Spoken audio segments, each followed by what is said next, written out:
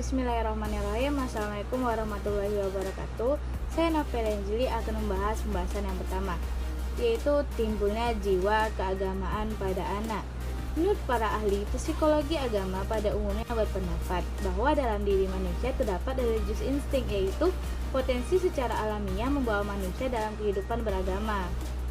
Perkembangan potensi ini sangat dipengaruhi oleh lingkungan, aspek kepribadian lainnya. Jadi dapat disimpulkan bahwa munculnya keagamaan pada anak yaitu diawali dengan pembinaan dan pelatihan sejak dini.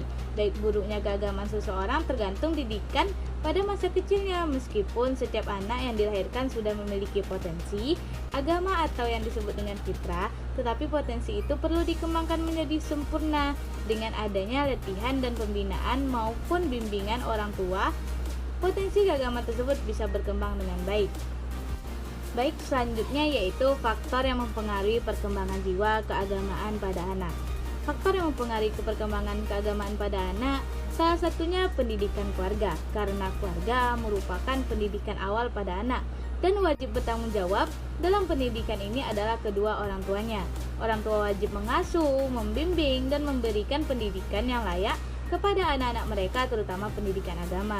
Kemudian dibutuhkan peran guru agama. Guru agama mempunyai tugas yang cukup berat, yaitu ikut membina kepribadian anak. Di samping mengajarkan pengetahuan agama pada anak, guru agama harus mampu memperbaiki pribadi anak yang telah terlanjur rusak karena pendidikan dalam keluarga. Guru agama harus membawa anak didiknya kepada arah pembinaan pribadi yang sehat dan baik.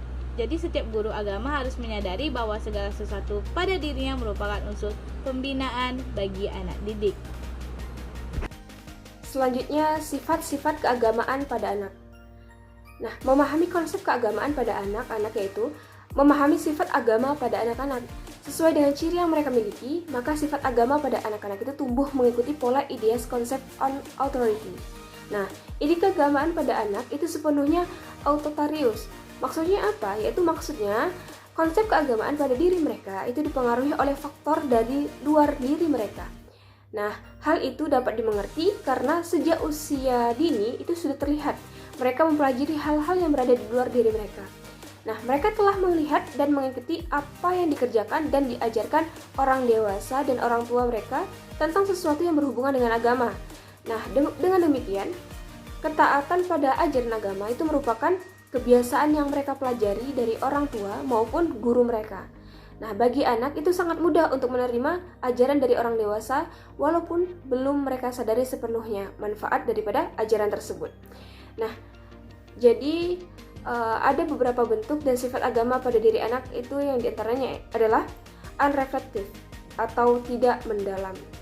Maksudnya apa? Yakni anggapan mereka terhadap pelajaran agama dapat saja diterima dengan kritik oleh anak.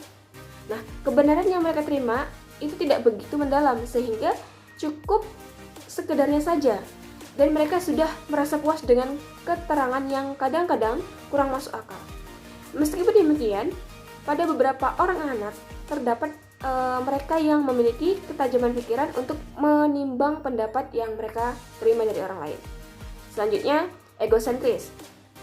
Nah, anak memiliki kesadaran akan diri sendiri sejak tahun pertama usia perkembangannya dan akan berkembang sejalan dengan pertambahan pengalamannya. Nah, apabila kesadaran akan diri itu mulai subur pada diri anak, maka akan tumbuh keraguan pada rasa egonya. Nah, semakin tumbuh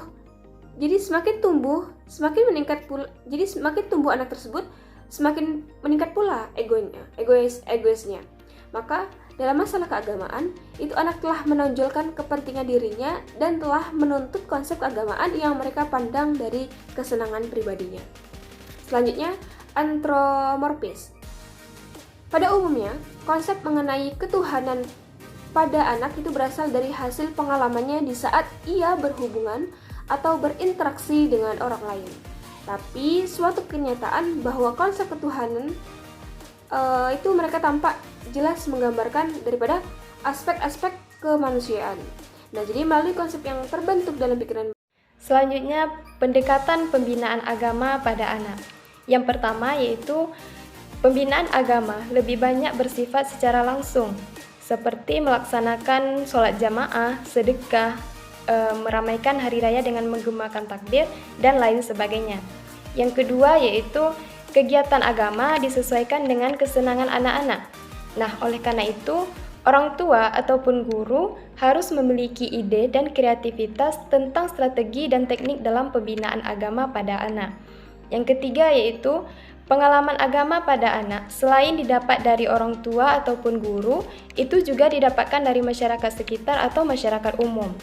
Yang keempat yaitu pembinaan agama pada anak dilakukan secara berulang-ulang dan diiringi dengan tindakan ataupun praktek. Yang kelima yaitu orang tua ataupun guru harus bisa dijadikan contoh dalam pembinaan agama pada anak.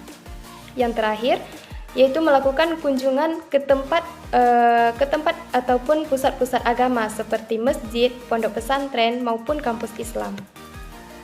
Selanjutnya, tahap-tahap perkembangan beragama pada anak. Yang pertama yaitu tingkat dongeng. Pada tahap ini anak berusia 3-6 tahun. Nah, pada tingkat ini, konsep mengenai Tuhan itu banyak dipengaruhi oleh fantasi atau hayalan dan emosi. Yang kedua yaitu tingkat kepercayaan. Nah, pada tahap ini, anak berusia 7 tahun. Pada tahap ini, hubungan anak dengan Tuhan yang pada awalnya terbatas pada emosi saja, kemudian berubah pada hubungan dengan menggunakan pikiran dan logika. Yang terakhir yaitu tingkat individu. Pada tingkat ini, anak sudah memiliki kepekaan emosi yang tinggi sejalan dengan perkembangan usia mereka.